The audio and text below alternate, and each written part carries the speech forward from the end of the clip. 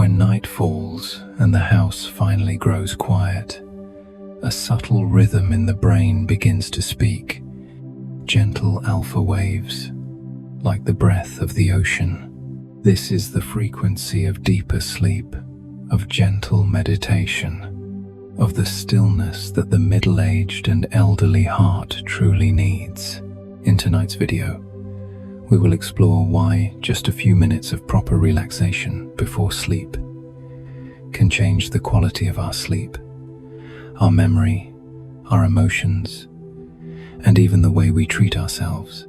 Let alpha waves, the frequency of sleep and meditation, be a small gift before you close your eyes. If you find this content helpful, please subscribe to join Smart Sleep every night.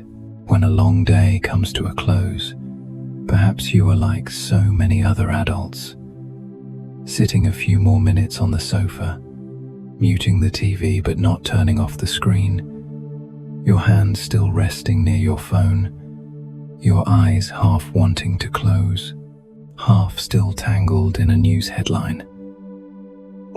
A bill, a familiar face that has just flickered up in your memory. At this age, we do not go to bed only with a tired body.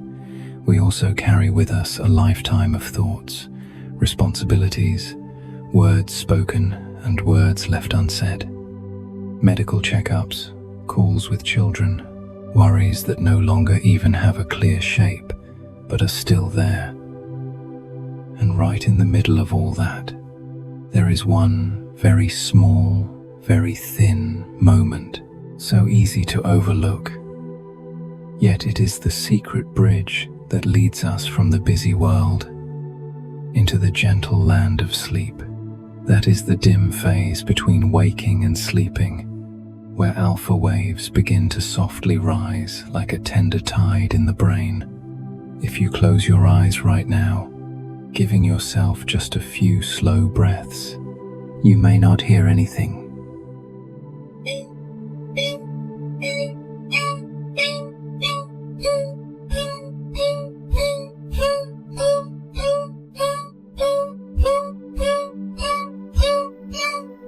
But in that silence, your brain is changing rhythm. When we are awake, thinking, calculating, worrying, the brain is active with faster wave patterns, commonly called beta waves. They are necessary for working, driving, solving problems, protecting family, keeping life running. But when we close our eyes, gradually release the non-stop thoughts, and the body begins to slow down, the heartbeat softens, the breath deepens, another frequency steps forward. Alpha waves, around 812 hertzes, that is the rhythm of relaxed wakefulness. Like the moment you sit in your familiar chair by the window in the evening, the sky already dark, no longer needing to perform for anyone, no longer needing to outpace anyone. Only you and a rare touch of quiet. Alpha waves are that silent background music. What's interesting is that in this dim phase between waking and sleeping, you are not fully asleep, but you are no longer in a state of high alert. You have not entirely stepped out of the real world, but you have taken one step inward. The unconscious begins to send up a few scattered images. An old memory, the laughter of someone you haven't seen in a long time, the street in front of your childhood home, a vague sense of morning coffee aroma, the sound of falling snow, ocean waves, or the warm light in an old kitchen. These things do not appear randomly.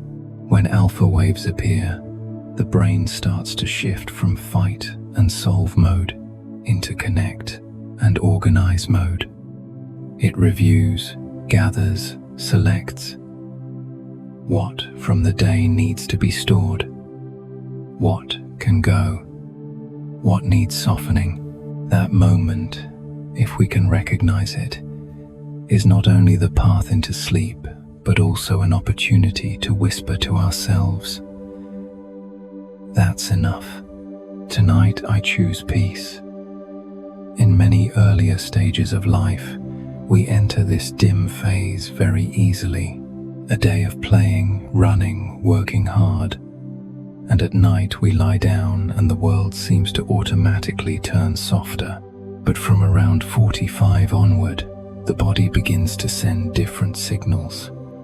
Joints that ache a bit, the heart that twinges slightly after a day of many worries, test results, financial responsibilities, the emptiness when children leave home, the absence of a partner, the fear of illness, the question, how many more seasons do I have? The brain tends to hold on to beta waves longer, which means it keeps a vigilant state longer, even after we are already in bed. We lie down, turn off the lights, but inside it's as if a meeting is still in session. The gentle dim phase is pushed back or drowned out by voices. Tomorrow I must. What if? If only. And here, science wants to tell us something in a very compassionate way. The alpha state is not a privilege reserved for the young.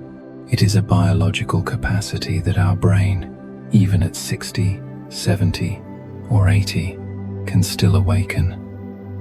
Alpha waves do not require us to be good, to be trained, to understand jargon. They only need one very simple condition, which we rarely honor: a clear signal from the owner of this head that it is safe now. It's okay to relax. Sadly, for most of our lives we're taught how to push through, endure, brace ourselves, not be weak. But very few teach us how to step out of alarm mode. So the dim phase, the bridge into sleep, is often abandoned. If each night, before closing our eyes, we allowed ourselves one honest minute, we would realize we usually enter sleep like someone stepping onto a boat with a suitcase left half unlatched. Everything from the day is still spilling over, and we hope the waves of sleep will sort it out for us. But right in this alpha zone, we actually have a choice. We can put a few things down, fasten the lock, choose a kinder image to bring along. Alpha waves are the bridge, but how we walk across that bridge depends on the tiny habits we have before bed. Picture this. Tonight, instead of curling up next to one more tense news feed for 15 extra minutes, you turn off the screen a bit earlier.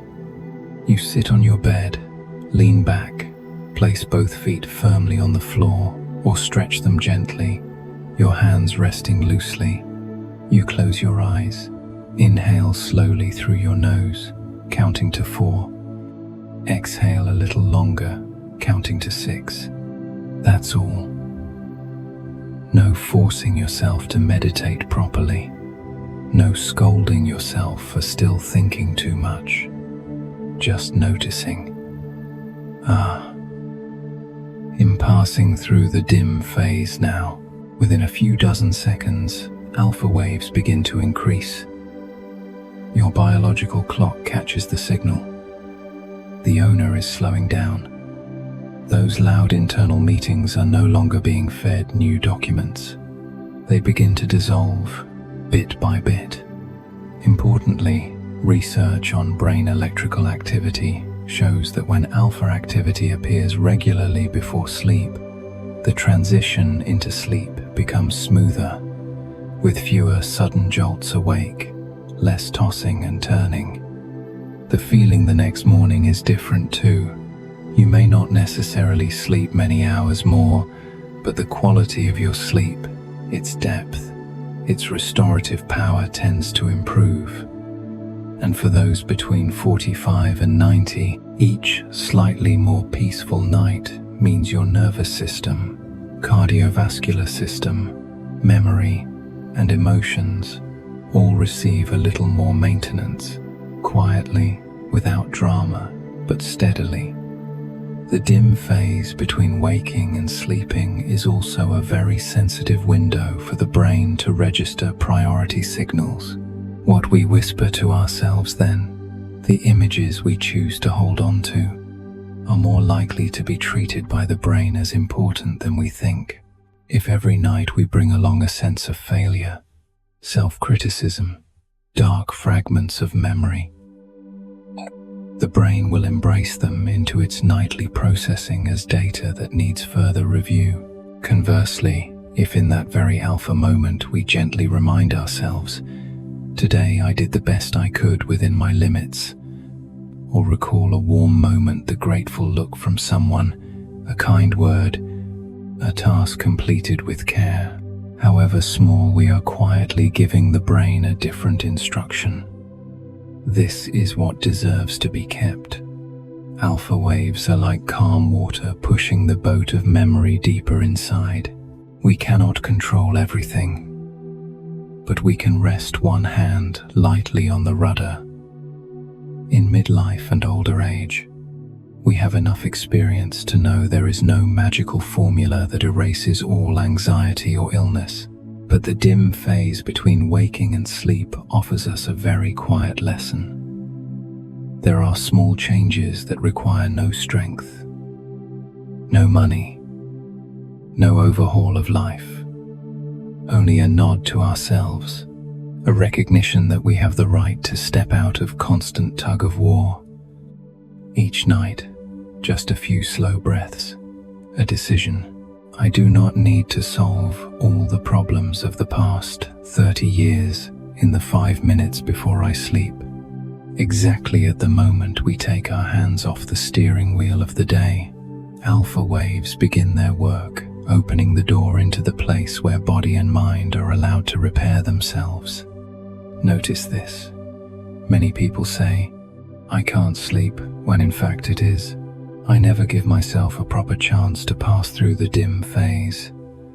We jump straight from harsh blue light, loud sounds, arguments, news, into darkness, expecting sleep to fall like a switch. The brain is kinder than that, but also deserves more respect than that. It needs a hallway. Alpha waves are that hallway. Not long, not complicated. They only require that we don't slam the door in their face every night. And here, the most important question appears. Like a quiet invitation just for you.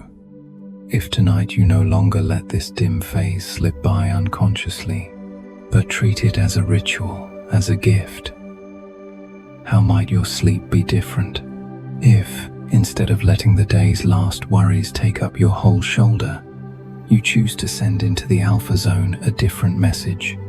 Right now, I am safe. I have done my part. The rest belongs to tomorrow. Could you grant yourself a gentle space where your heart slows, your brain stops, standing guard, and age is no longer treated as a burden? The dim phase between waking and sleep is not only a biological moment, it is a small practice in how we treat ourselves after a lifetime of carrying loads. When we understand alpha waves, we are not just learning one more scientific term, we are reclaiming the right to guide the transition of our own life rhythm, one night at a time. No one else can do that for us. Each of us, at 45, 60, or 85, can quietly choose. Tonight, on that thin bridge between waking and sleeping, will I cross with fear or with gentleness toward myself? And if each night we train ourselves to choose gentleness, who knows, perhaps the rest of our life will also grow softer, deeper, like an end-of-day sleep that finally begins the right way. And once we have just noticed the quiet beauty of that dim phase, Perhaps another question starts to slip into mind. If the alpha bridge is this gentle, why does it seem harder to cross as we age? Why are there nights when, though exhausted, the brain refuses to loosen, as if someone inside is still on guard?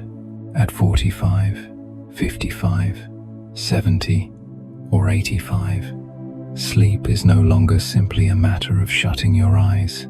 It comes along with hospital letters, routine appointments, pension statements, utility bills, messages from children in another state, longer drives that leave you drained, and the empty chairs at the table where someone once sat. Each such experience, whether you like it or not, sends a message to the brain. Be more careful. Pay closer attention. Don't slip up. Biologically, the brain responds by maintaining beta activity. The waves of alertness, analysis, vigilance, longer, stronger. It doesn't understand that you only want to worry by day and stop at night. It only sees that your life has grown more complex, riskier, and its job is to keep you from falling asleep at the wheel of your own life. When stretched beta waves occupy most of the space, alpha, the calm relaxation between waking and sleep, gets thinned out, pushed to the edges, like a beach being eaten away by rough waves. This does not mean you are weaker or past your prime, as people sometimes joke. It simply means your brain has been so loyal to its protective duty that it has forgotten that safety also requires hours when alarms are turned off. Let yourself see that with more kindness toward yourself. If a person has spent decades caring for others, juggling work, worrying about their children's futures, living through separations, recessions, sudden illnesses, then that person's brain becoming more cautious, more vigilant, what is there to blame? Our nervous system remembers every it almost. Late night phone calls, test results that made the heart skip, messages about blizzards or wildfires. Each stressful memory is a vote for the strategy. Always ready, always anticipate, always double check. Beta waves become the familiar rhythm. Even after the lights are off and you're in bed, the brain still wonders, is it truly safe? Is the door locked? Remember to call the doctor in the morning. Don't forget that email. Why did I say that earlier? This always on duty state is the real reason the brain struggles to relax, not age, by itself, destroying your ability to unwind. Sleep studies show that when stress is prolonged, stress hormones like cortisol and the neural networks of vigilance tend to ramp up in the evening, making it harder for the brain to shift from beta to alpha and slower waves that prepare for sleep. It is like trying to lower the stage curtain while backstage lights are still blazing. Technicians are still moving. Sound is still testing microphones. The stage isn't broken. No one has yet said, "Okay, that's enough for tonight. We're closing." From 45 onward, we carry an extra layer of responsibility we didn't have at 20 or 30. When young, one bad night's sleep could be patched over the next day with an extra coffee. The body could push through, but now, one restless night is enough to leave you dizzy, your memory slipping, your mood low, your blood pressure shifting. Knowing this, we only worry more whenever we can't sleep, and that fear of "I must not lose sleep" becomes yet another trigger for beta, thinning alpha even more. It's a very quiet spiral. The more we try to control sleep, the more we convince the brain that risk is high, and the more it clings to guard mode. Yet within all these biological and psychological layers, there is a comforting truth. The brain can still calm down. At any age, studies on meditation, relaxation, slow breathing, prayer, gentle music, all show that older brains can still increase alpha activity when given the right signals. Less stimulation, warmer light, steady, soft sounds, lengthened breaths, gentler inner language. The problem isn't an old brain that's broken, but that for so many years we have been rigorously trained in how to flip on survival mode, while almost no one showed us where the safe now, you can let go button is. Look back at your recent evenings. Maybe you watched the news right up to the last minute, scrolling through stories of unrest, disasters, politics, illness. Maybe you check your bank balance, read old work emails, or messages about unresolved family issues. Each time you do, the brain notes. There's still business. There are still risks. There are still things to watch. When you turn off the lights immediately after that and expect to fall asleep in a few minutes, you are asking the brain for too sharp a gear change from high speed to a full stop with no slowdown lane. Naturally, it fumbles. It returns to beta, keeps thinking, remembering, comparing, worrying. Instead of scolding ourselves as too weak, we can learn to be gentler and smarter with the nervous system that has loyally served us for decades. The brain does not resist relaxing because it's against us, but because it is on our side and has not yet received a clear message that right now, in this room, in this quiet dark, with this familiar blanket, we are truly allowed to lay down our shift. Gently, we can send that message through small habits, turning off noisy devices a bit earlier, letting the bedroom light be softer, warmer, sitting still for a moment before lying down, placing a hand on your chest, feeling your heartbeat slowing, choosing a different thought stream with which to enter the night. Not a to-do list, but one or two kind moments from the day, however small. A short phone call, a warm cup of tea, a kind sentence someone said to you or you said to someone.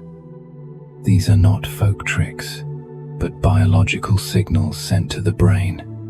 Things are safe enough now for us to slow down. When such signals repeat, night after night, the brain begins to believe. It is not necessary to keep beta on guard all the time. It allows alpha to return, thicker, broader, like a shoreline being restored after a time of rough waves.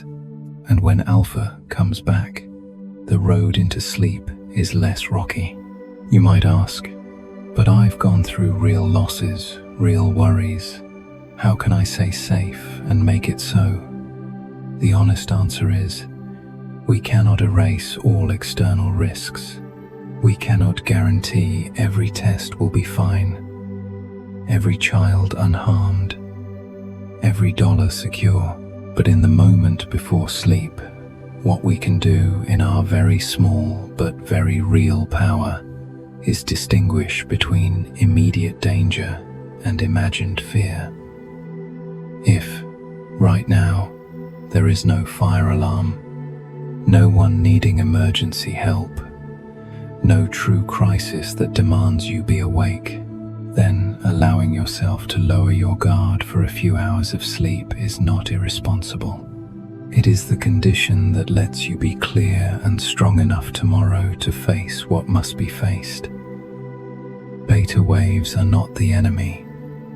They are your ally in the daytime, but if we never consciously end their shift at night, they will unintentionally steal our ability to recover.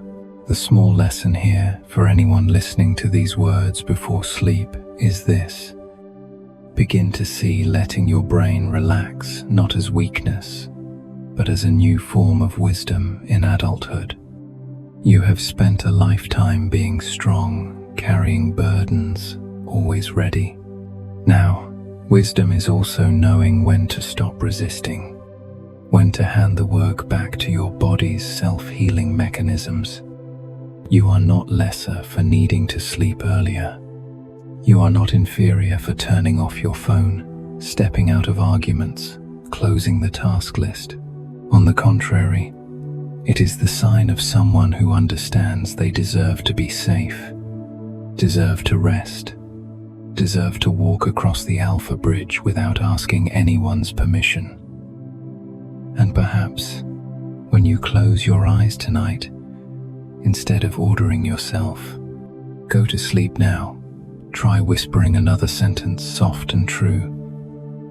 Dear brain, thank you for protecting me all these years. Tonight, we are safe. I give both of us permission to rest a while. Who knows, maybe that very respect will be the clearest signal, helping Beta step back, helping Alpha return, and helping the next part of your life be built on nights that are calmer, softer, worthy of all you have lived through. And once we understand that the adult brain has not betrayed us, but has simply been too loyal to its guard duty, another question quietly arises, very practical and very gentle. If we know how to help the brain ease its vigilance with alpha waves, how deeply, in silence, might we be protecting our heart and blood pressure? Let's walk slowly through this story as if we were sitting together in a darkened room with a small warm lamp. No need to be strong anymore, only to be honest with what the body is whispering. You can rest one hand lightly on your chest right now, without doing anything else. Simply feeling that steady beat. Every day, your heart beats tens of thousands of times to keep you here, listening to this story, thinking of the people you love when you are tense, irritated, anxious, angry, chasing too many thoughts at once. The sympathetic nervous system, the fight or flight mode speeds up, heart rate increases, blood pressure inches up, blood vessels tighten a bit, muscles tense. This is a natural survival response, and in short bursts, it is what helped humans survive danger. But if that state drags on, if it appears even when you are home, behind a closed door, in bed, then your heart is unintentionally being asked to work the night shift. Alpha waves arise when we are in relaxed wakefulness. Eyes may be closed, breath slow, thoughts no longer racing, but we still know who we are and where we are. In this state, the parasympathetic nervous system, the rest and restore mode, has a chance to step forward more clearly. The heart rate naturally begins to slow. Blood vessels dilate slightly. Pressure in the vessels eases. Muscles stop holding so tight, like a hand gradually unclenching. No fireworks, no special effects, just a series of tiny but steady adjustments, like someone gently turning a dial from loud to calm. This is not mystical meditation language. It is very ordinary physiology. You may have been told many times by doctors, reduce stress, relax, sleep enough. It's good for your heart and blood pressure. But rarely is it explained in a close human way that each evening, when you allow yourself a few minutes in the alpha state, you are giving your heart a chance to lighten its load. After a day battling traffic, bills, news, harsh weather, awkward conversations, test results, unspoken sorrows. Your heart deserves its own lunchtime right before the night. Imagine you live in a quiet suburb somewhere in America, Ohio, Minnesota, Texas, California. Outside, the sky has deepened to dark blue. Neighbors are indoors. Traffic has thinned. In that space, you sit on your bed or by the window, turn off the TV, place your phone face down on the table as a symbolic way of closing the conversation with the world. You close your eyes, inhale slowly, counting silently. 1, 2, 3, 4. Then exhale a bit longer. 1, 2, 3, 4, 5, 6. Do this a few times, not forcing, not trying to reach a spiritual state, simply being gentler with yourself. In those short minutes, alpha waves begin to increase. The body reads the signal. No more demands for action. No more hard questions. No more urgent responses required. The sympathetic system steps back. The parasympathetic steps forward, like a night watchman coming to take over the shift calmly, without startling anyone. The heart receives the message. Now is the time for steady, slower work, not alarm. Blood pressure, if it has been tight all day, has a chance to ease a little. For someone 60 or 75, a few such minutes each night are not a luxury, but part of a compassionate strategy to protect the heart. Neuroscience and cardiology have repeatedly recorded links between relaxation techniques, slow breathing, gentle meditation, and a reduction in excessive sympathetic activity, improving heart markers. You don't need to remember the names of the studies or the terms. What matters is this: your brain has a pause button, and alpha waves are a sign that button is being touched. It doesn't make your heart stop. It lets your heart work at the natural pace it has always longed for. It doesn't erase illness. It stops pouring extra fuel on the fire with needless late-night anxiety. If you've ever lain in bed in the dark, feeling your heart beat a little fast, your head a little tight, your eyes closed, but stories, old conversations, past mistakes, tomorrow's plans, heavy news all trailing one another, then you know what it is like when the heart does not obey at night. Instead of blaming yourself for having a weak heart or poor nerves, try seeing it as a sign that your nervous system is still in beta mode and has not yet been led into alpha. You don't need complex rituals to enter that zone. You only need a deliberate pause. 3 minutes. It sounds too small for something as big as heart health. But think of it this way.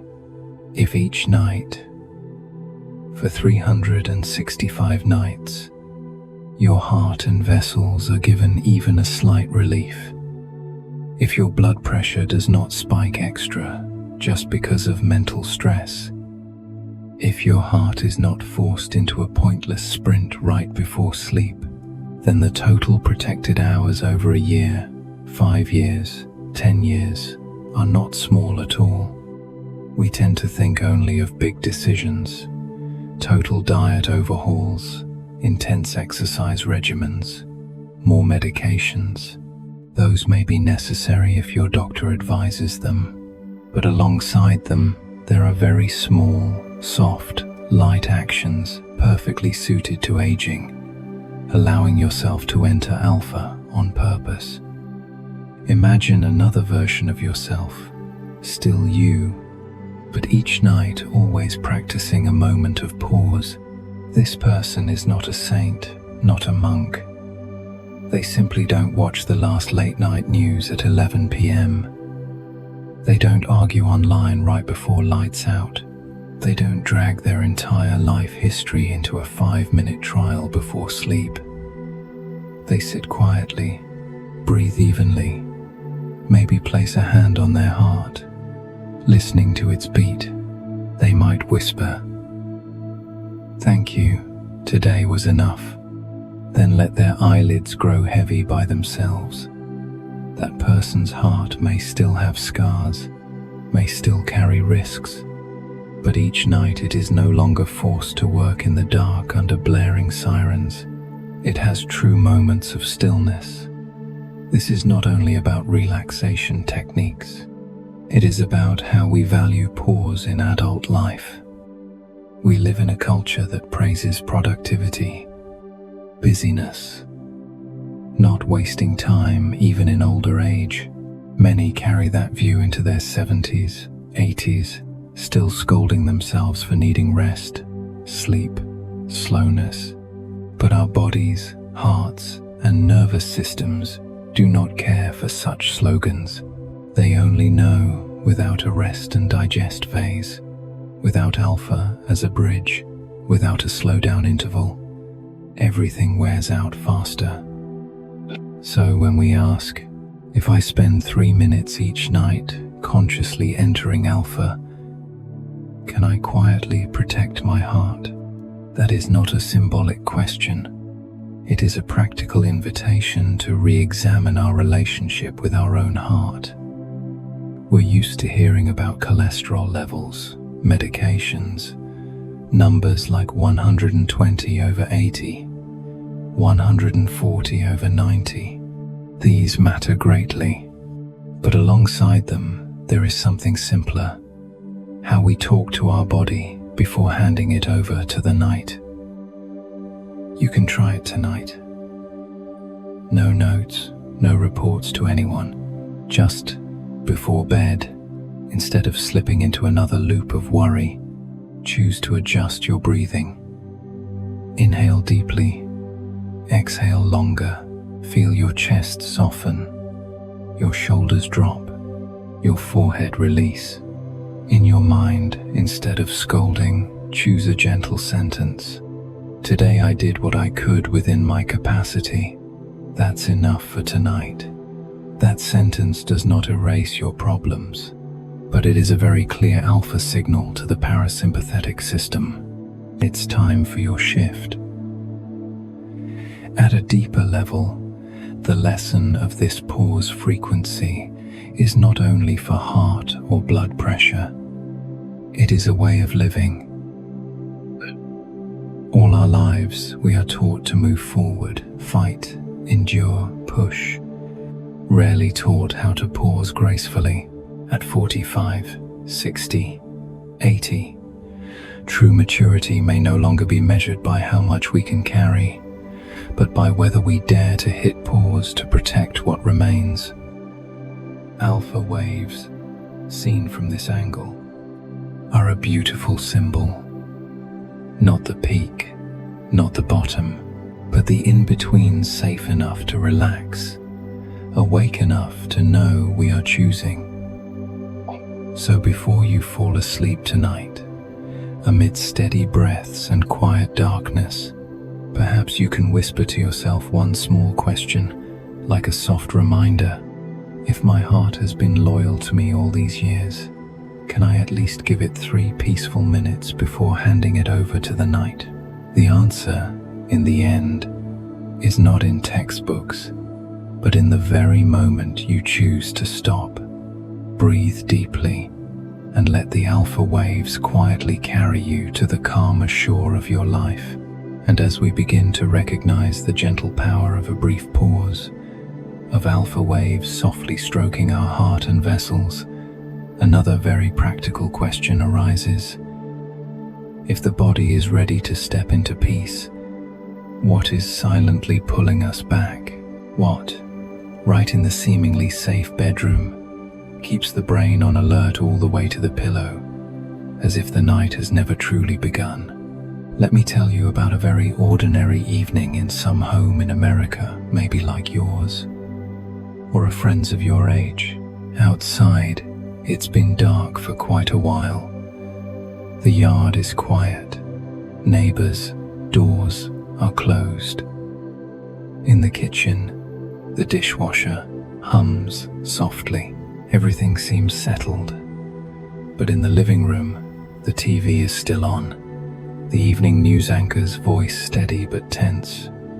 War, unrest, incoming storms, rising drug prices, lawsuits, accidents. On the table, the phone screen lights up again and again. An email from the old company asking for input, updates about the retirement account, a credit card alert, someone sharing bad test results, a family message trying to arrange the weekend. The homeowner feels they are only watching a bit more, finishing up, just a quick scroll before bed, just a few minutes. But for the brain, those few minutes are not light at all. Blue light from the TV, phone, tablet hits the retina, activating special photosensitive cells that send signals to the brain. It's still daytime. It's not yet time to make melatonin the hormone that helps usher in the night rhythm. The brain hears the light as a request. Stay awake. Beta waves, the rhythm of thinking, analyzing, processing information, are kept online longer. Meanwhile, the images, sounds, words from news, emails, social media are not gentle stories. Most are about risk, conflict, outcomes, warnings. The sympathetic system is nudged. Even though you are just sitting quietly on the sofa. For someone 45, 60, or 80, the brain has lived through enough episodes of bad news, became real. It no longer sees TV or email stories as distant. It links them to real memories, job loss, a loved one's serious illness, an accident, a market crash, hours in the ER. Each bad headline hooks into something real. The result, right before sleep, instead of being reassured that it's safe now, the brain receives a series of signals. The world is unstable. Be more careful. Think more. Plan further. Alpha, the soft buffer between waking and sleep, is pushed aside like someone trying to step into a room whose door is never fully opened. That scene repeats night after night. TV on until the last possible minute. Phone on the pillow, within easy reach, instead of letting darkness and quiet become the language of night. We carry all the light and noise of daytime under the covers. Some people even sleep with the TV on all night, saying it's to feel less lonely. But the brain does not clearly distinguish loneliness. Needing comfort from something is happening. Pay attention. It only knows there are voices, images, movement, one topic after another. Better not shut down the guard system. So the body lies down, but inside, the shift goes on. These habits seem harmless.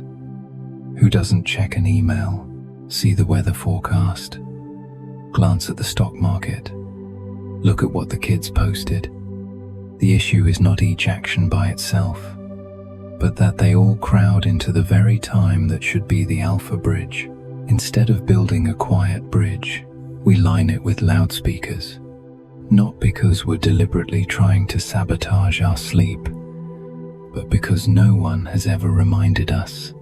The brain needs a hallway free of stimulation before it can step into slow wave territory. If we look through the microscope of biology, we see something simple. Blue light suppresses melatonin. Stressful information activates the sympathetic system. Noisy content and flashing images keep the visual and auditory cortex working. All of this invites beta to stay just a bit longer. Alpha wants to rise, but cannot squeeze in. When we lie in bed with the phone in hand, Scrolling through a few more messages, arguments, reports, we're inadvertently telling the brain, don't switch to night mode yet. There is still work to process. Try shifting perspective gently. These seemingly ordinary habits are actually making your heart work extra, your memory work extra, your immune system work extra. Because mental stress does not stay confined to feelings. It becomes biological signals throughout the body. Then, when we cannot sleep, we often turn back and blame ourselves. I'm too weak. I'm old, so I sleep badly. Maybe my nerves are broken. But if we're honest, sometimes the starting reason is simply our night has never truly been returned to the night. Now imagine another version of that same life. Still the house in America, still the homeowner at 50, 65, or 78, but with one very small change. Tonight, they decide to turn off the TV 20-30 minutes earlier. The phone is left on a table in another room, not beside the pillow. They still know the world out there is complicated, that there are emails, that there is news, but they temporarily accept that what needs handling can wait until morning. In that open space, they sit on the bed, switch on a small, warm yellow lamp, perhaps listen to a slow piece of music, perhaps to a gentle storytelling voice. Soft light, soft input, soft breathing. The brain reads an entirely different signal. Tonight, it's safe. No need to keep watch any longer. Just by cutting out one such stimulus, the alpha zone is given more of a chance. When the screen no longer occupies the eyes, when the mind is no longer dragged from one worst-case scenario to the next, slow, gentle waves begin to have room to spread. The heart rate can drop more easily. The body softens. The inner voice grows less harsh. There is nothing mystical in this. It is simply what happens when we stop dragging daytime into the night. What's interesting is that many people only notice this difference after trying to cut back for a few nights in a row. The first night, something may feel missing. Missing the TV noise, missing the feeling of the hand touching the screen, missing reading that one last update. But if they are a bit patient, they begin to notice they grow sleepier more easily when light is not shining into their face. With fewer heavy topics before sleep, they no longer wake in the middle of the night from chaotic dreams fueled by the day's news. In the morning, they feel less of that blurry confusion kind of fatigue. The body, quite literally, is grateful for having its natural biological route returned. But this is not only a story about turning off devices. It touches on how we use external stimulation to cover up the emptiness inside. Many of us, especially in the second half of life, are afraid of quiet. In the quiet, we hear ourselves more clearly. Regrets, sadness, the emptiness when children have left home, when a partner no longer lies beside us. TV, phones, noise become a thin blanket draped over the feelings, but covering them does not make them disappear. It only keeps the brain at a stimulation level just high enough that it never drops into alpha and deeper, where the body can actually heal. So when we say, remove one stimulus each night, it is not an austere demand, but a deeply humane invitation to let ourselves stop hiding from emotions by overwhelming the brain with noise. Because only when it is no longer noisy do we have a chance to softly talk with what's inside. Then let it pass through. Instead of replaying endlessly, you can start very small. Tonight, pick just one thing to set down. Maybe not watching the late news, or not bringing the phone to bed, or not starting another long episode. Just one. Then notice, do you slip into sleep a bit more easily? Does your breath naturally slow? Does your heart pound less? Does your head spin less with the world's stories? At a deeper level, this is not just a sleep hack. It is a quiet lesson in inner maturity. All our life we get used to adding. More duties, more goals, more information. But perhaps, from a certain age onward, the greatest wisdom is no longer about what to add, but what to let go. Knowing how to reduce stimulation so we can still hear our own signals. Knowing how to reduce noise so we can still notice that our heart needs rest. Knowing how to reduce blue light so we can see that darkness is not as frightening as we imagined. It is simply the space where alpha waves, deep sleep waves, and the silent repair systems do their work. Before you close your eyes tonight, you might ask yourself one very small question. Small, yet powerful enough to shake old habits. If I gave up just one thing, one screen, one newscast, one last email to gift my brain and my heart, a quiet hallway into the night, would I be willing to try? The answer doesn't need to be spoken aloud. It will be reflected in the way you turn off the lights, in the way you set the phone a little farther away, in the way you choose silence instead of adding one more wave of noise to a brain that is already thirsty for alpha. And who knows, within that very small decision, you may realize you are not only learning to sleep better, but relearning a deeper quality, respecting your own limits, daring to step out of the habit of always having to be connected so you can reconnect with what has mattered most and stayed with you all along, this body, this heart, this mind, all waiting to be allowed to rest with the dignity they deserve.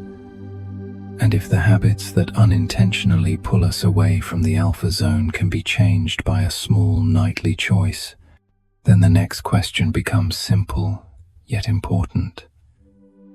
Is there a bridge that is truly cheap, truly short, that anyone at any age can cross to lead the brain from vigilance to calm in just a few minutes before sleep?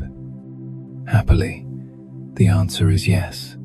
And it doesn't lie in a complicated app, an expensive course, or sophisticated sleep gadgets. It lies right in your body, in the breath you have carried since the day you were born, in your ability to acknowledge one small thing worth being grateful for. Before you close your eyes, that bridge takes only about 2 minutes. It doesn't require much preparation. It doesn't matter whether you're living in a quiet Vermont town, an apartment complex in Houston, a farm in Iowa, or a small flat in Seattle. All that matters is that you can still breathe in, breathe out, and give yourself one honest moment. Imagine tonight, all the loud sounds have softened. The TV is turned off earlier than usual. The phone is no longer on your pillow. The light in the bedroom is just a warm, gentle yellow, enough to see that everything is safe, but not enough to wake the brain as if it were daytime. You lie down, or sit with your back supported if that's more comfortable. Your back is held, your neck is not straining. Both hands rest wherever feels natural. On your belly, your chest, or by your sides. The room now holds only you, your breath, and a bit of stillness. The 2-minute ritual begins very simply. First, close your eyes. No need to squeeze them shut. Just let the lids fall, like gently drawing a curtain in closing your eyes. You've already done something biologically important. You've reduced the amount of information flooding your visual cortex, one of the busiest areas all day. Less input means less reason for the brain to keep beta waves high. That's the first step. Next, bring your attention to your breath. Inhale slowly through your nose, silently counting to 4. 1, 2, 3, 4. Then exhale through your nose or mouth, whichever feels easier, but try to make the exhale longer than the inhale out to 6. 1, 2, 3, 4, 5, 6. No need to strain. If that's hard, you can adjust to 4 in, 5 out. The exact number is not the point. The rhythm is. Inhale shorter, exhale a bit longer. That breathing pattern sends a very specific message to the nervous system. No need to fight, no need to run. It's okay to shift into recovery mode. As the breath slows, the vagus nerve, the pathway connecting brain with heart, lungs, and digestive system, is activated in a calming direction. Heart rate tends to decrease a little. Blood pressure may ease slightly. Muscles receive the signal to release. Alpha waves, which often appear when we are relaxed but awake, now have better conditions to emerge. In the back of the head and at the temples, 8-12 Hz rhythms can begin to form, like small ripples on a lake. You don't have to feel that frequency. It is enough to know that physiologically, things are shifting in favor of sleep. Now comes the second part of the ritual, counting breaths. But not counting as a test or a competition, counting as a way to keep the mind from being pulled back into its usual stream. After a few longer exhales, you can begin counting each exhale as 1. Inhale, exhale 1. Next time 2. Continue to 5. At 5, return to 1. If you forget what number you're on, that's fine. Simply start again from 1, as gently as if you were taking a child's hand and guiding them back to the path. The goal is not to get far, but to train the brain to follow a slow, steady rhythm in the present. In that time, other thoughts will certainly arise, about tomorrow, about health, about family, about the years gone by. Do not scold yourself. Do not conclude, I can't meditate.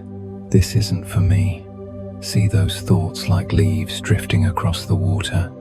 Notice, then return to the breath. Return to the soft number in your mind. Each time you return, you are teaching your brain. Right now is safe.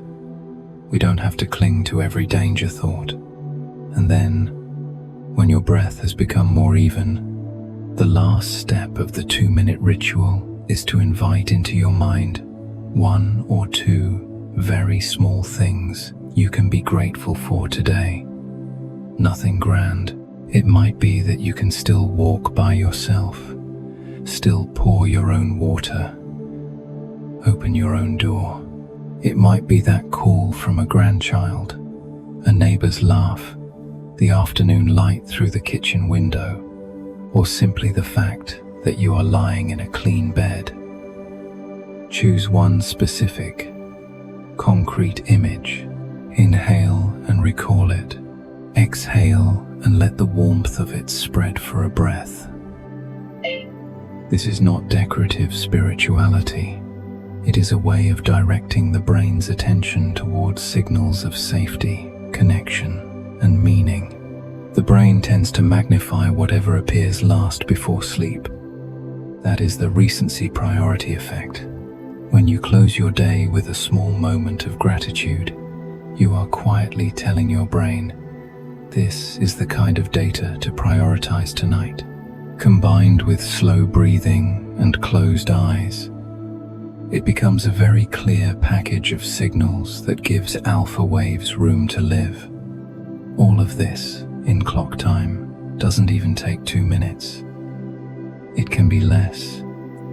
Its power does not lie in length, but in consistency. The brain learns through repetition.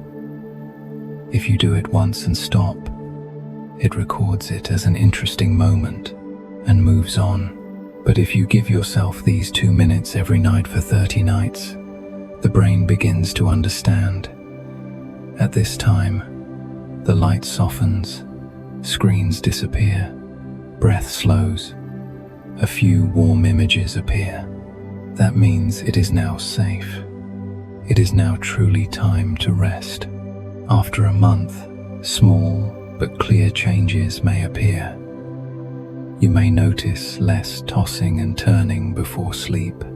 The time from lying down to drifting off may shorten, not because you pass out from exhaustion, but because you slide more naturally.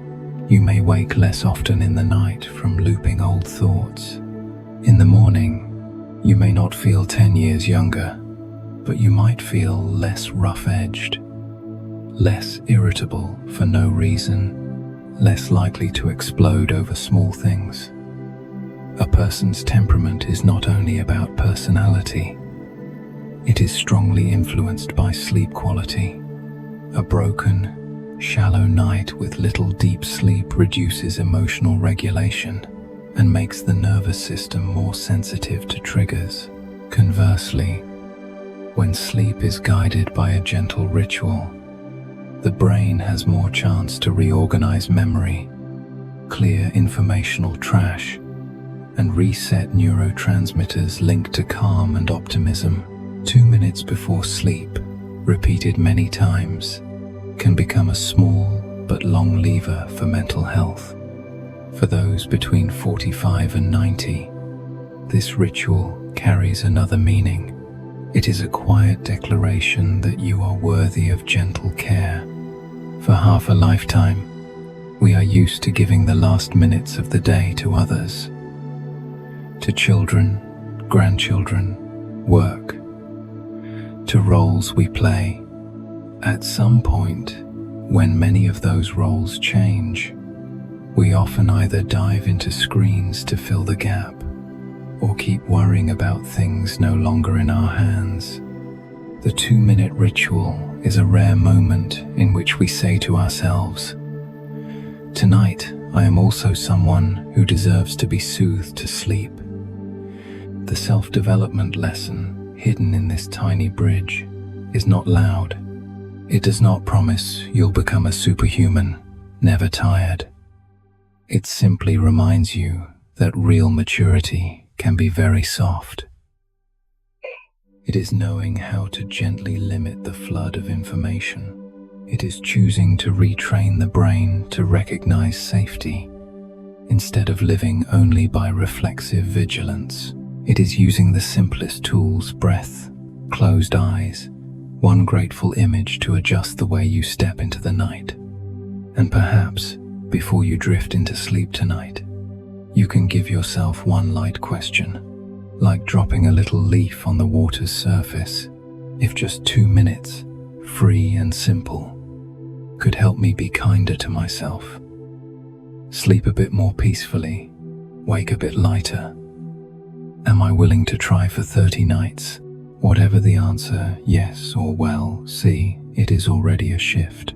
Because as soon as you seriously consider giving 2 minutes to your own peace, you have already stepped onto the little bridge into the alpha zone, where body and mind, after so many years of bracing, are allowed to breathe easier and are reminded, tonight, we are safe. And once you have tried stepping onto that 2-minute bridge, slowing your breath, letting your body understand that tonight you are safer, then your worries keep whispering. Another quiet question appears.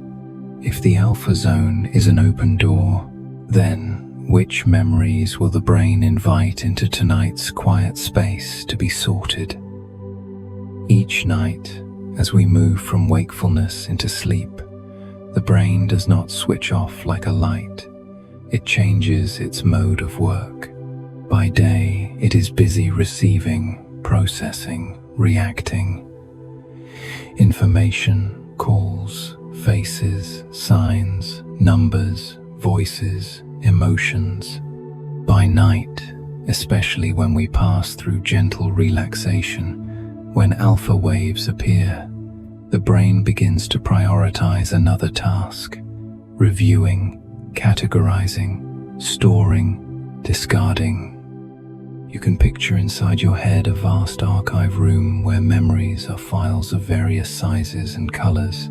Not all are neatly shelved. Most are just tossed in during the day. The alpha zone is like the moment the archivist walks in, switches on a small, warm lamp, looks around, and asks, "What shall we sort tonight?" Scientifically, memory consolidation happens mainly during sleep. Networks activated during the day are replayed in compressed form to help information move from short-term to long-term storage. What we learn, what we feel, the images repeated, these all may be strengthened or gradually erased. But not everything is treated equally. The brain has priority rules. What is tied to strong emotion, repeated often, or appears at a sensitive moment, is more likely to be taken into the night meeting. When we enter relaxation with alpha waves, hovering between waking and sleep, that is one of those sensitive moments.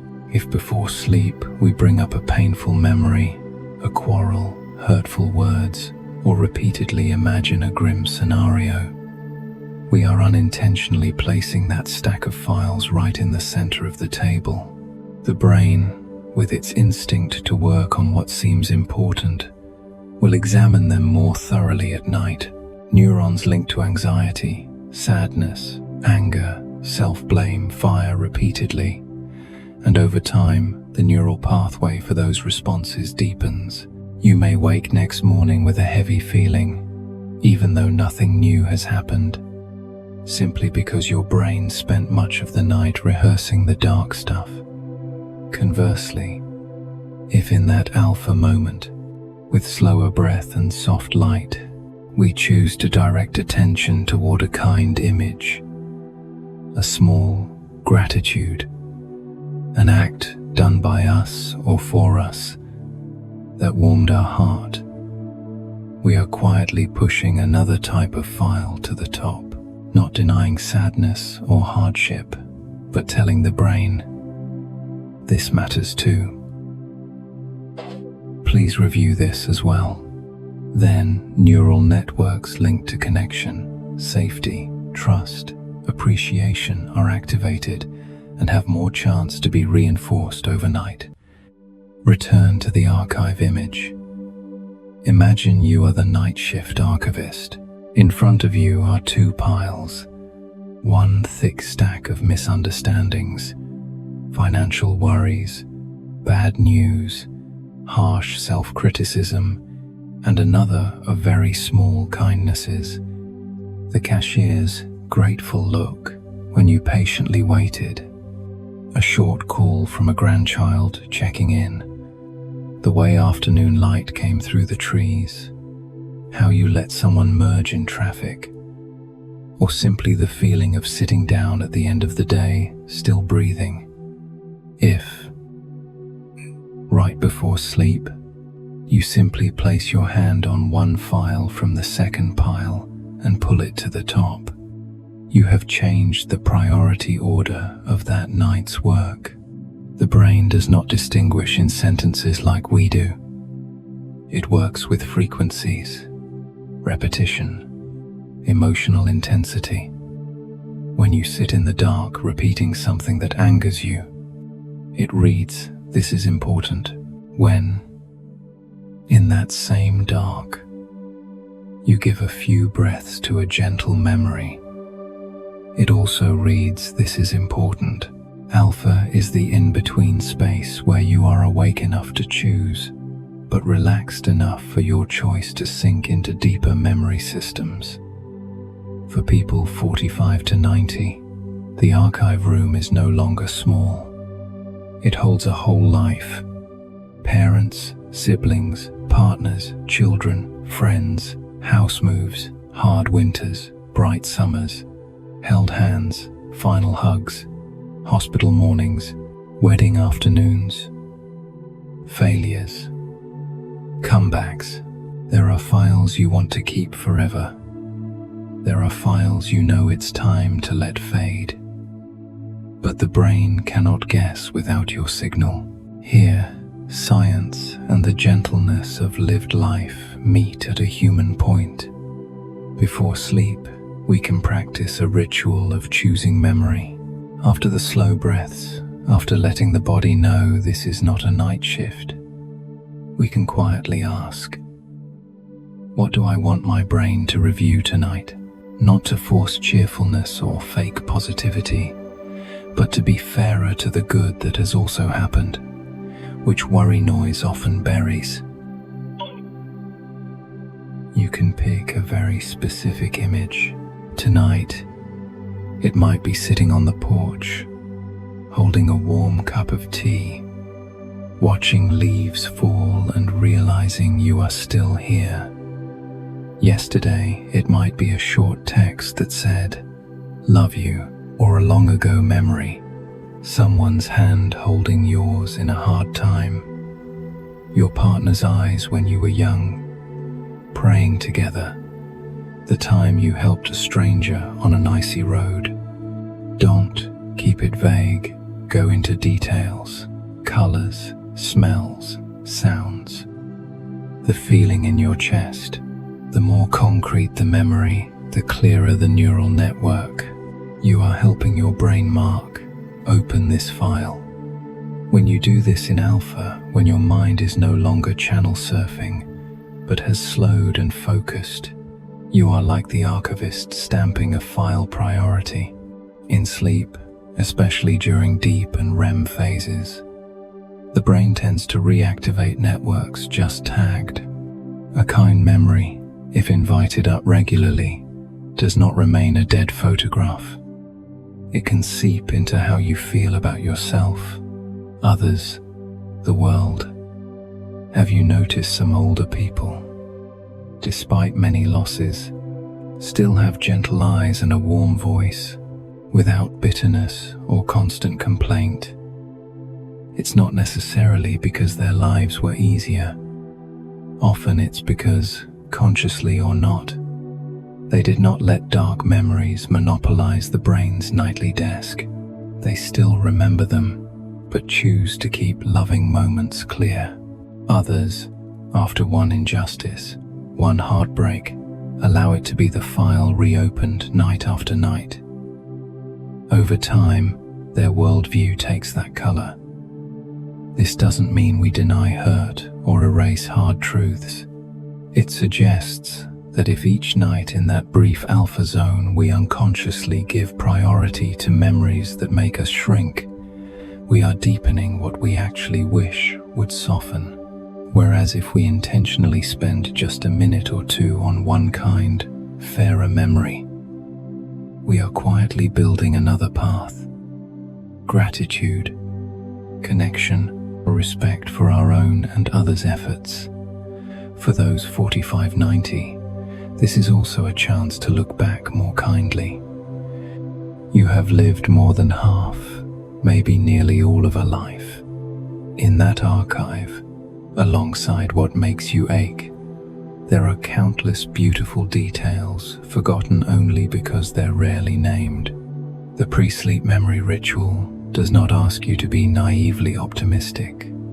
It invites you to open drawers long untouched, of times you stood up for someone, times others did not abandon you, days that passed with no bad news at all.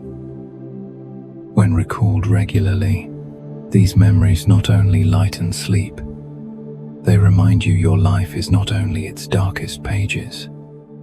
The self-development lesson here turns out not to be adding goals, projects, titles.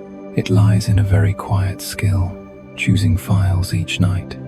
We often think working on ourselves means analyzing, explaining, forcing change by daytime willpower, but there is another gentler way. Allowing the brain, in rest mode, to help reshape your life story by what you feed it before sleep. So tonight, as you close your day, lights dimmed, breath slowing, you might ask yourself a small question, like an invitation solely for your own mind. Of all that happened today, which file will I place on the desk for my brain to review tonight? It may be something tiny, but if it nourishes your kind side, give it a front row seat. The rest, the noisy files, can stay on the temporary shelf. Tonight, try believing that you have the right and the ability to choose how you tell your own life back to yourself.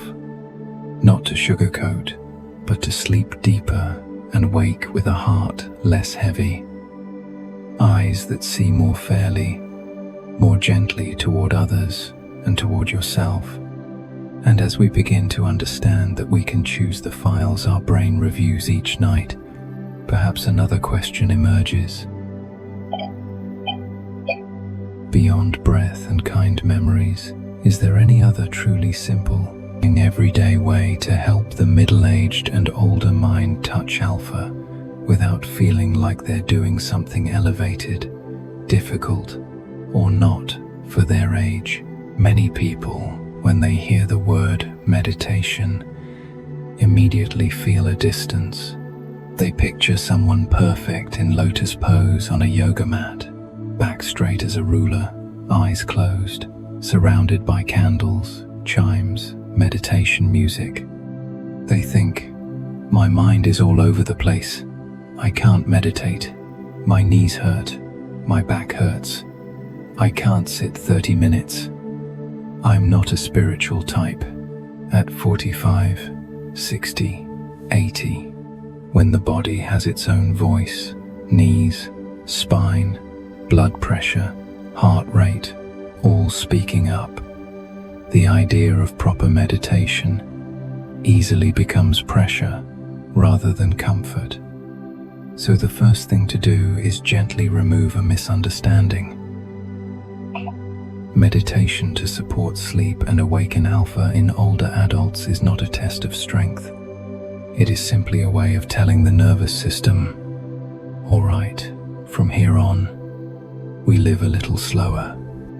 Scientifically, simple meditation practices, light attention on the breath, body sensations, surrounding sounds are enough to reduce overactivity in brain regions linked to anxiety and self-criticism, and increase activity in regions linked to presence, calm, acceptance. Measurements show that when a person pays mild attention to their breath for a few minutes, alpha activity tends to increase in certain areas, indicating relaxed alertness. No mysticism, no performance, just gentle attention. Imagine an ordinary evening at home. You've turned off the TV, left the phone in another room, brushed your teeth, folded back the blanket. Instead of climbing into bed thinking, I hope I can sleep, you decide to spend 3-5 minutes on a very personal ritual. A small gift from this stage of life to your nervous system, like a considerate host clearing the hallway so an honored guest can enter easily. The guest is sleep. You might sit on the edge of the bed or in your favorite chair by the window. No need for lotus pose. Let your feet rest on the floor, or if you're in a wheelchair, just find a posture where your back is supported, neck not straining. Hands on your thighs, interlaced, or lightly on your belly, no strict rules. Gentle meditation for older adults is not about picture-perfect posture. It is about respecting the body as it is. Then softly close your eyes. Inhale slowly. Feel the cool or warm air touch inside your nose. Move down your throat, into your chest. Exhale a bit longer, like releasing a soft sigh after a long day. Try this 3 times, unhurried. Each inhale, silently say in. Each exhale, silently say out. That simple is already enough to keep the mind from running too far. Next, instead of forcing yourself to think of nothing, take on a much kinder task. Scan your body like visiting an old house.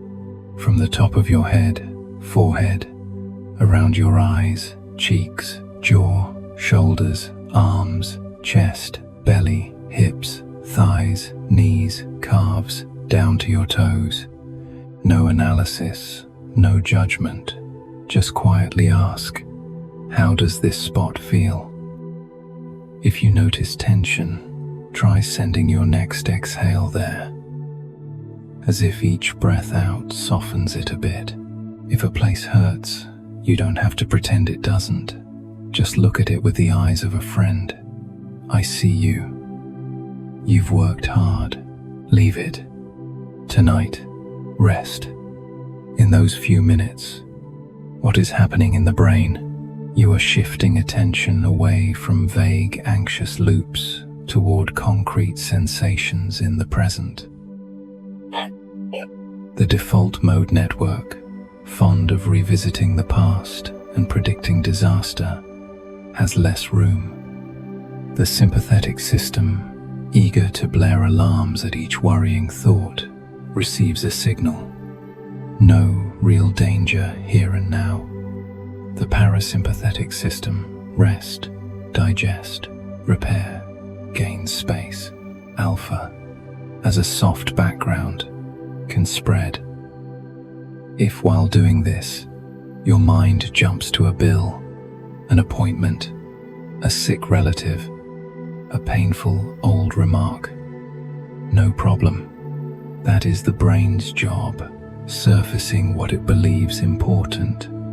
Your job in gentle meditation is not to defeat these thoughts, but to practice saying thank you and inviting them to step back, like smiling at a visitor who came at the wrong hour and returning to the friend in front of you. Your breath, your body, each time you come back, you are training your brain to know you can choose what stays and what passes. Older adults have an advantage younger people don't. Experience. You've weathered many storms and are still here. If you see these 3-5 minutes of evening meditation not as a trendy trick, but as the distillation of what life has taught you, that not everything requires an immediate reaction, that some things must be left to time, that silence is often the best answer even to your own thoughts, then light meditation becomes natural. Practiced regularly, such meditation doesn't just create alpha for a few minutes. It gradually changes how the nervous system responds the next day. People who keep this tiny habit often find they are less swept away by triggers. The gap between event and reaction lengthens slightly. They have time to choose softer words, slower looks, less harsh decisions toward themselves and others. This is the long-term outcome many studies suggest. Brief, regular meditation can improve emotional regulation, sleep quality, loneliness, and perceived stress. For someone 60, 70, 80, these changes are no longer about achieving more or climbing higher, but about living the remaining years with fewer startles, fewer useless regrets, fewer self-punishments. Gentle meditation, seen this way, is a gift. Midlife and older age can give themselves. the gift of a cared-for nervous system not only rescued when burned out, but soothed every night by small, steady gestures. Picture 2 future versions of yourself after 6 months. One goes to bed every night with the TV blaring, screen glowing, thoughts chaotic, never giving the brain any intentional pause. The other, each night, spends 3-5 minutes with breath, body, and a bit of listening. Nothing mystical separates them, only one small ritual. After half a year, one may feel increasingly tense, sleep thinner, negative memories more gripping. The other, despite the same old illnesses and worries, senses within a quieter inner field where not everything instantly becomes an alarm. That field is the accumulated result of those gentle minutes. The beautiful part is, to move toward the second path, you don't need to wait for inspiration, buy anything, or earn a certificate. You only need one humble decision. Before sleep, instead of adding more, subtract a little. Sit with your breath. See what your body says. If you're tired, 1 minute is fine. If your mind is noisy, let it be noisy. But don't give up, because I'm bad at this. It is the act of coming back, night after night, that teaches the brain Alpha is a safe home, not a strange place. And perhaps, before your eyes begin to grow heavy, before this story shifts into deeper images of sleep, you can quietly ask yourself, if 3 minutes each night could be a gift I give my brain and my heart, so they can be less tired in the years to come, am I gentle enough with myself to receive that gift? That question doesn't need to be answered out loud. The answer will lie in whether, tonight, you allow yourself to sit a little longer in the quiet. Place a hand on your chest. Inhale, exhale, and let the gentle alpha waves quietly lift you away from the shore of anxiety, drifting slowly into a sleep worthy of everything you have lived through. And once you've tried giving yourself 3-5 minutes of gentle meditation, sitting with your breath and body like an old friend, there will come a moment when you wonder, besides silence, is there anything else that can help hold my mind? If there was something very simple, something you could just turn on and let be, and it could still help alpha waves appear more easily, would your sleep become softer as soon as tonight? There is such a friend always around us. Sound. Not every sound, but slow, steady rhythms, no jolts, no sudden changes, nothing that drags the brain into judging or deciding. Biologically, the ears and brain were designed as an early warning system. Strange noises, car horns, ringing phones, loud voices, pounding music, blaring ads in the middle of a show, all can activate the brains. Watch out. Something's happening. Areas, sudden sounds, fast rhythms, constantly shifting volume. Keep the sympathetic nervous system on guard. Make it hard for the heart to slow down, for muscles to release. By contrast, slow, repetitive sounds, whose rhythm resembles deep breathing or a resting heartbeat, are a language the body understands as safe. When you play slow music with an even tempo, around 60-80 beats per minute, close to the heart rate at rest, or steady rain on the roof, repetitive ocean waves, wind moving through trees, your brain doesn't have to analyze content. It doesn't need to decide who's right, who's wrong, doesn't have to catch breaking news, doesn't have to guess the next line. Instead, it gradually synchronizes with the external rhythm, This simple phenomenon is called entrainment. Your brain, heart, and breath tend to harmonize with a slow, stable rhythm if the background sound is gentle and sustained enough. Picture a winter evening in the Midwest. Outside, cold wind sweeps across open fields, neighbors' lights blurred behind frosted glass. Inside, you could turn on the evening news with its constant flickering images and unsettled stories, and then wonder why you still feel tense. Or you could switch everything off, leave only a soft yellow lamp on, and play a slow, wordless piano piece. Each note like a quiet footstep on a carpet.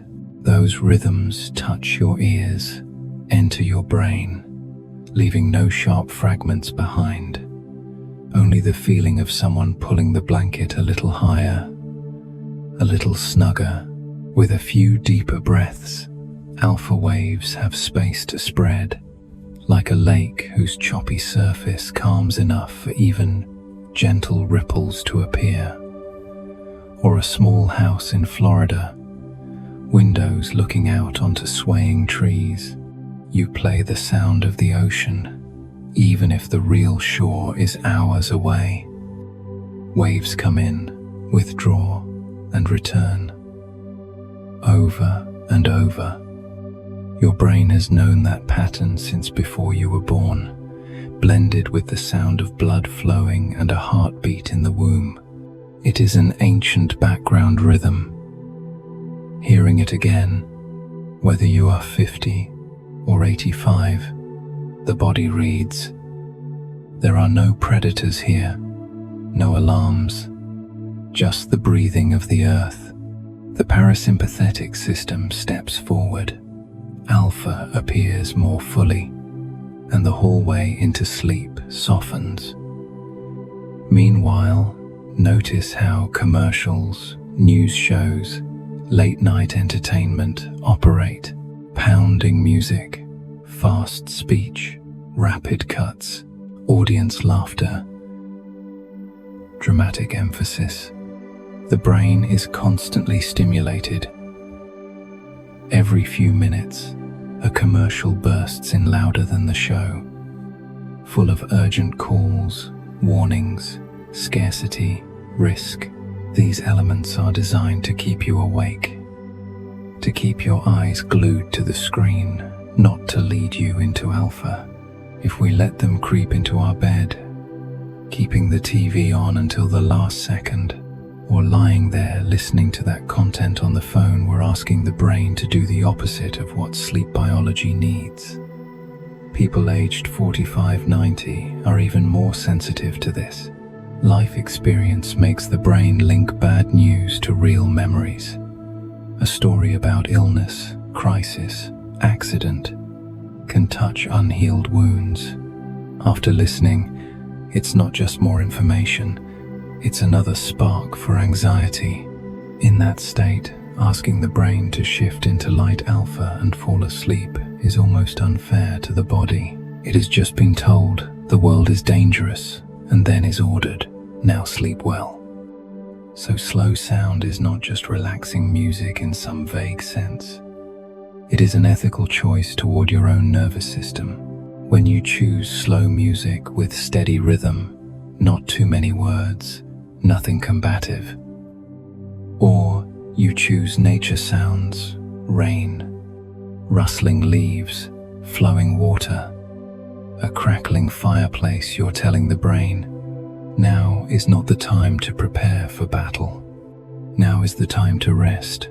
When you keep making that choice night after night, the brain learns a new pattern. When these sounds are here, it is safe to lower its guard. A practical suggestion if you live in the U.S. With countless audio options at a tap, create a sleep playlist for yourself. It doesn't have to be fancy. Just 30-60 minutes of slow music, rain, waves, soft piano, light acoustic guitar, or wind through pines. Avoid tracks with dramatic tempo changes, intense lyrics, or surprise ads. If you use streaming platforms, choose playlists without ads at bedtime, or download tracks without abrupt interruptions. Set the volume just enough to hear, not loud like a friend speaking quietly beside you. No need to shout. If you like nostalgic sounds, choose music tied to good memories. A slow jazz tune from a small bar years ago, a gentle hymn, an instrumental lullaby. Don't pick songs that stab at old heartbreak or reignite old fights. Choose melodies that make your shoulders drop on their own. Remember, the goal is not listening to feel thrilled, but listening to let go. You can also try a very sweet variation. Play rain or ocean sounds, and quietly match your breath to them. Wave in, wave out, breathe out. No need to be exact. Just feel yourself breathing in rhythm with something larger than you. This sense of synchrony can ease loneliness, very real for many older adults living alone. When we feel less alone, the body loosens, alpha comes easier. The important thing is realizing sound is something we can choose. Among the many options, some make us more wired, tighter, heavier. Others make us slower, lighter. As we grow older, the gift to ourselves is no longer enduring one more show, catching one more update, but the wisdom to say, this is enough for today. The rest can wait. Putting the remote down 30 minutes earlier, playing a slow song instead of another debate.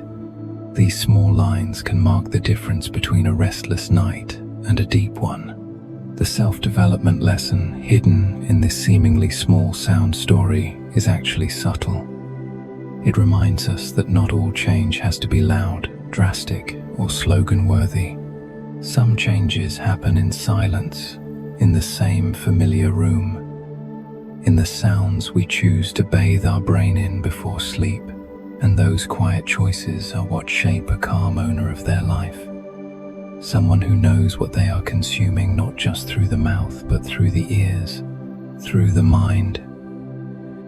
So before you reach for the remote or your phone tonight, maybe pause half a second and ask softly, if I just tried replacing the late news with one slow piece of music tonight, might my sleep be different?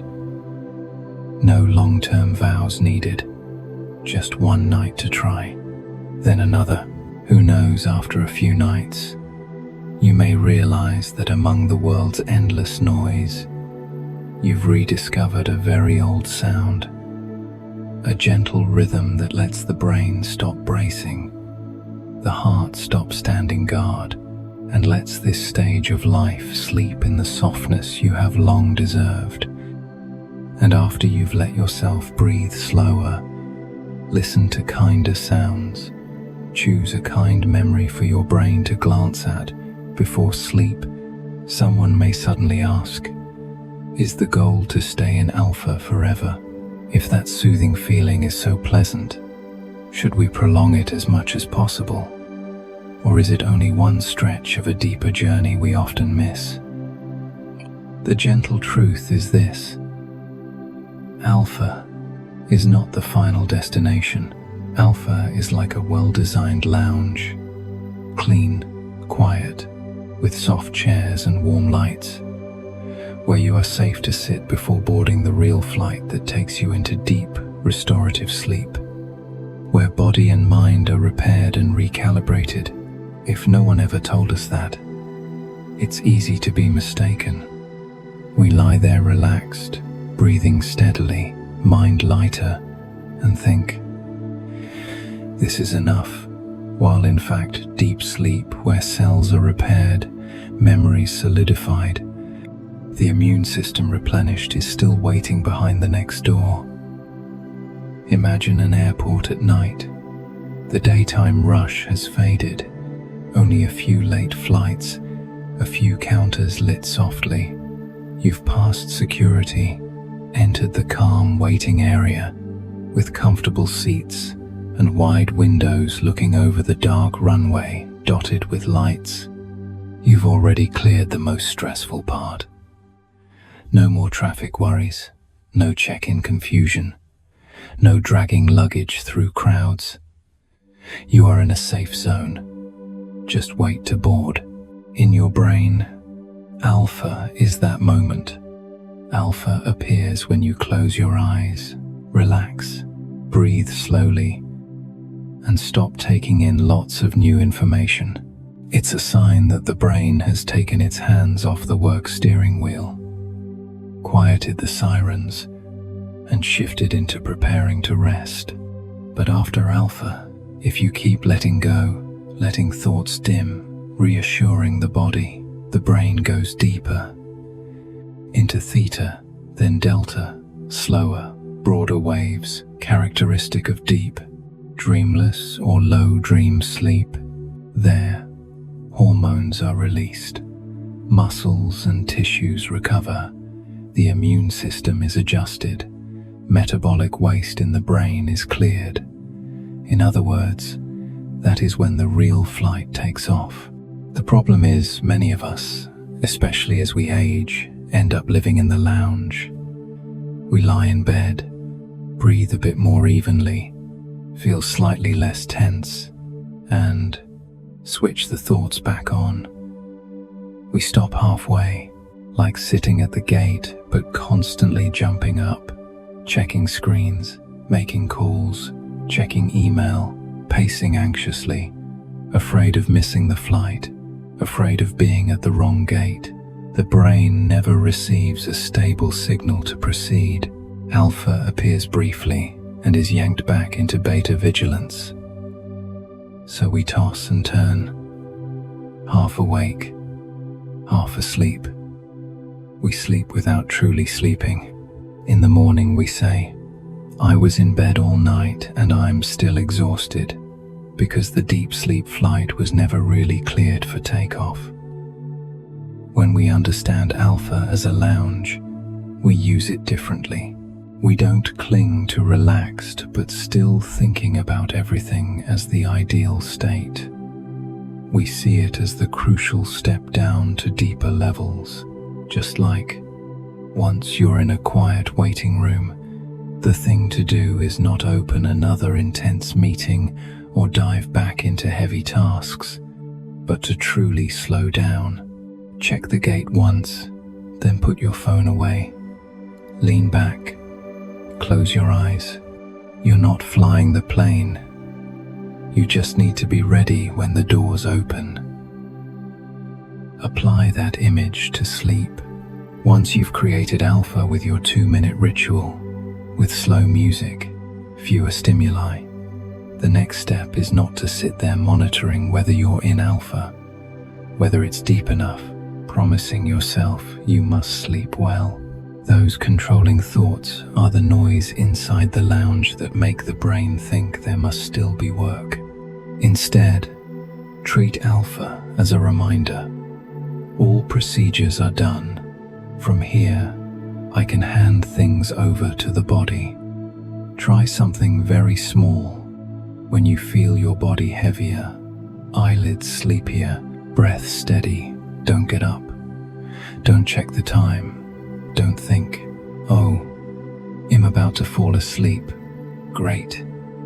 Just whisper to yourself, all right, I'll let myself go on. It sounds so simple it barely seems worth saying, but neurologically it is important. Instead of dragging conscious control back, you let consciousness recede and give space to ancient automatic mechanisms that know how to lead you into deep sleep. One misunderstanding that exhausts many older people is the idea that good sleep means always floating gently, never too deep, no strong cycles, not too many dreams. But sleep research tells us the body needs cycles, passing through wakefulness, Alpha, theta, delta, then resurfacing near waking in REM dreams, repeating. Alpha is only the gate, the lobby, the soft beginning. If we circle only in the lobby, we never reach where we need to go. So, what does it mean to manage the Alpha Lounge? It's the skill of creating simple conditions for this lounge to truly be calm, and then knowing when to let go. The conditions we've mentioned: dim, harsh light, turn off screens, slow the sounds, deepen the breath, choose a kind memory, all so that when you enter the lounge, there are no alarms, no missing documents, no staff hurrying you. The letting go part is accepting you don't need to oversee everything. You don't have to check what hurts him at. You don't have to command your brain. Sleep. Now, for those aged 45 to 90, learning to trust this lounge is a profound psychological step. All your life you've been used to handling, holding, supervising. Handing the lead back to the body is a challenge, but when you do, you are taking control of your health in a way people rarely notice. You take responsibility for creating conditions, and then you stop sabotaging them. Like a good gardener, they don't yank the plant upward. They prepare soil, water, light, then let the plant do the rest. If every night you try to use Alpha to keep yourself in half relaxation, resisting drowsiness, fearing loss of control, you're turning the lounge into permanent housing. You move in furniture, TV, a desk, and say, "This is fine," but your body disagrees. It needs the flight. It needs delta. It needs time without interference. So every time you feel like checking, thinking more, worrying more, recall the night airport image. The gate is open, staff has called. The plane is waiting, yet you're still in the lounge, stuck on one more call about something you can't solve at this hour. By the time you look up, the door is closed. There will be nights you feel you've missed the flight, lying long without sinking into deep sleep. Instead of scolding yourself, use your understanding of Alpha to soothe. Tonight, I created a bit of calm. It's okay if the flight came late. Let me review my lounge. Is the TV still on? Am I replaying a tense conversation? Did I drink a late coffee? Asking this is not to blame, but to adjust. Tomorrow, tweak one detail. Try again. That is how a truly mature person works with their body. Not extreme, not easily discouraged, not demanding instant results. At a deeper level, seeing Alpha as a lounge is a lesson in boundaries. Many of us have lived without lounges. Doors always open to tasks, to people, to news, to responsibilities, right into our beds, pillows, into hours that should have been ours. Now, learning to protect the pre-sleep lounge is learning a precious skill. Saying enough for today, not irresponsibly, but discerningly. This is for tomorrow. This is no longer mine to carry. This my body cannot bear without rest. Imagine keeping this habit for a year. Each night, you tidy the lounge, create Alpha with gentle rituals, then let the body go on. How many deeper nights accumulate? How many next days feel slightly steadier? Decisions less rushed. Your tone with loved ones a little less sharp, all of it adding up to a version of you who is still you, but softer, clearer, less dragged around by endless anxiety. That is health stewardship, not flashy, not posted online, but real. And perhaps tonight, as you prepare to close this story, you might gift yourself one small question, like someone standing at the lounge door looking down at the night runway. Am I giving my sleep a proper lounge, or am I forcing it to take off from the day's chaotic parking lot? If the answer startles you, that is not guilt. It is an invitation to start very small. Remove a few things from the lounge. Dim the lamp. Choose a gentle sound, a kind memory, a deep breath. Then bravely step out of the guard's role and let the deep sleep flight depart. In that silence, with Alpha as a soft backdrop, you may realize taking charge of your health is not only pills, numbers, checkups, but the art of honoring invisible waiting rooms in daily life. And among them, the pre-sleep lounge, where you decide whether to keep yourself tense or let yourself soften, may be the quietest starting place to change the rest of your life. And if by now you've walked with me across each small bridge, dimming blue light, choosing sound anew, breathing slowly, recalling a kind memory, seeing Alpha as a gentle lounge into deep sleep, then perhaps it is time to sit for a moment, very softly, with a question that sounds simple but goes to the root. What is all this for, really? Just to sleep a bit better, or to begin treating differently the very brain that has carried you all your life? Your brain, if it could tell its own story, might begin long ago, before you were fully aware, when it learned to recognize your mother's face, your father's voice, the smell of your first home, the sound of trains passing, church bells ringing, the winter sky of the state where you grew up, the roads to school, your first love, your first argument, your first loss.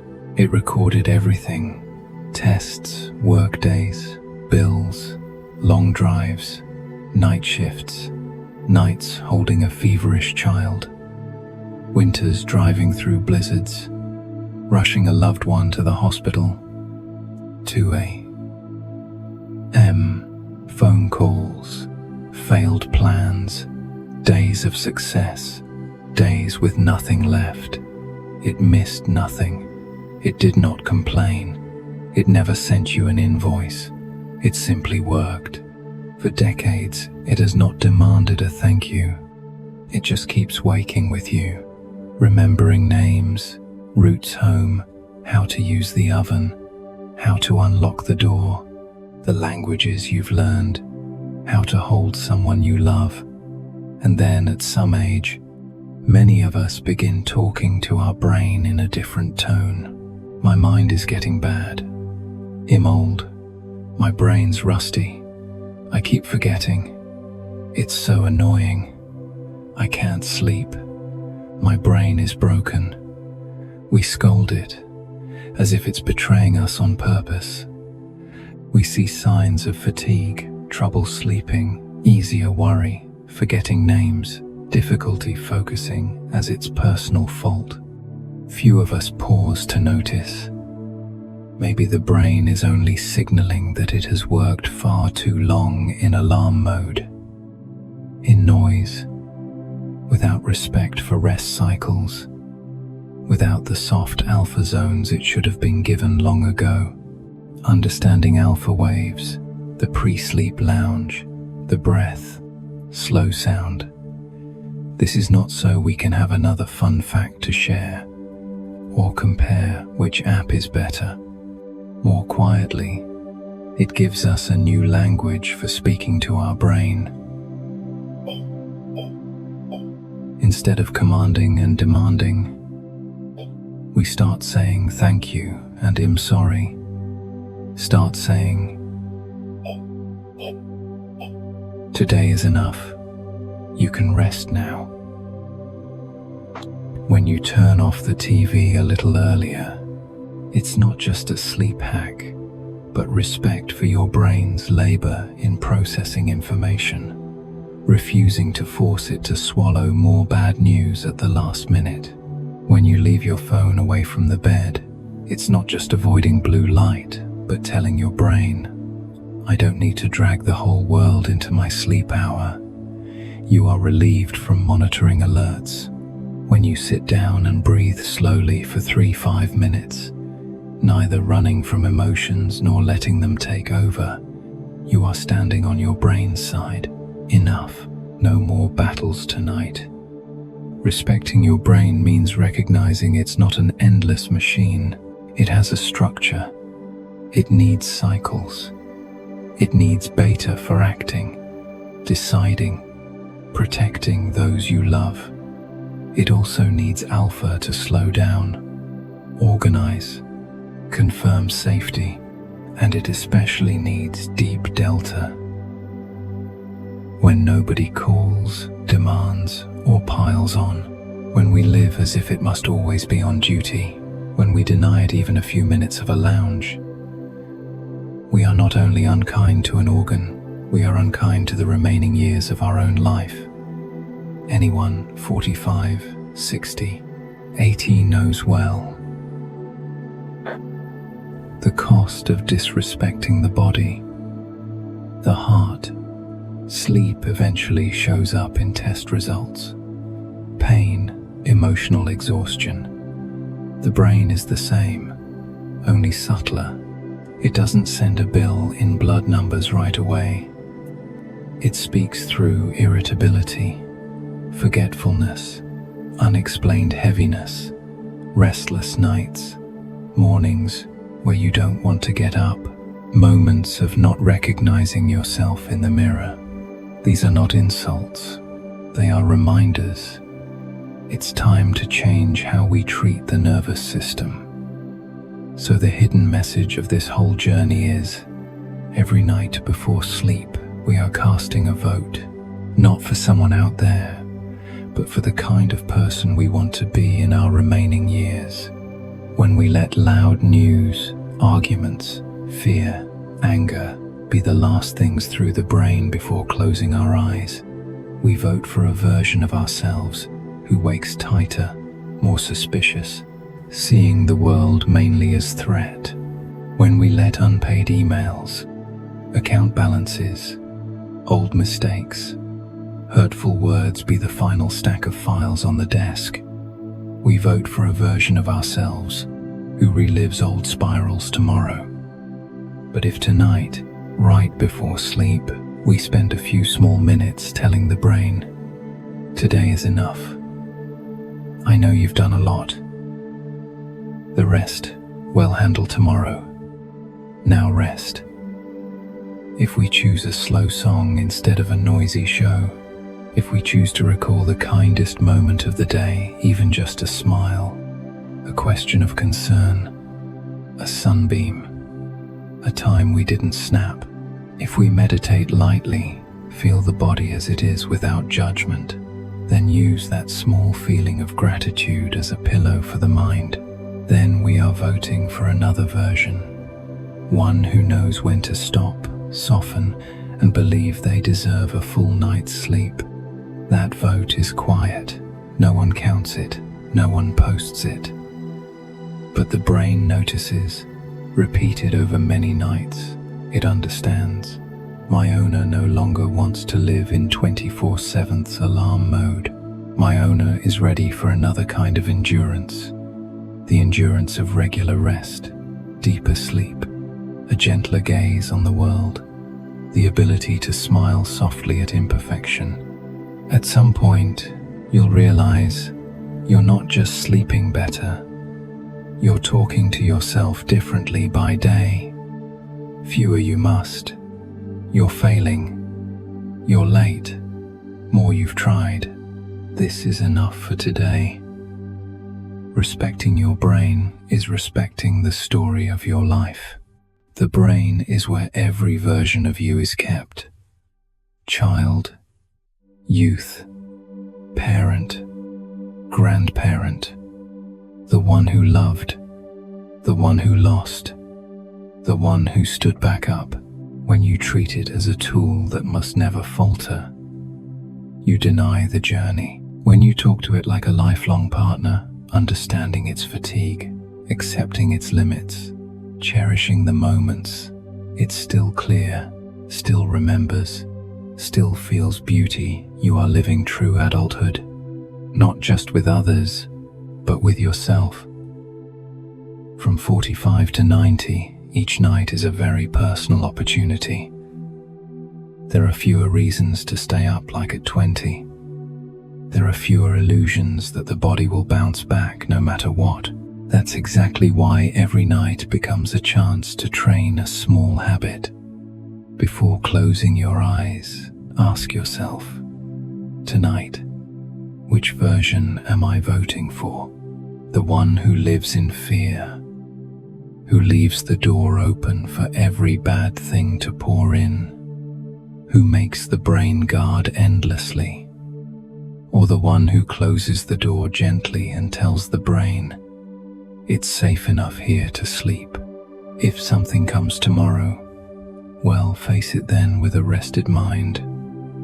None of us is perfect. There will be nights you forget the ritual, watch too late, toss and turn. It's okay. Respecting your brain also means not turning this journey into another trial. If tonight slips, start again tomorrow. The point is not one night, but the direction.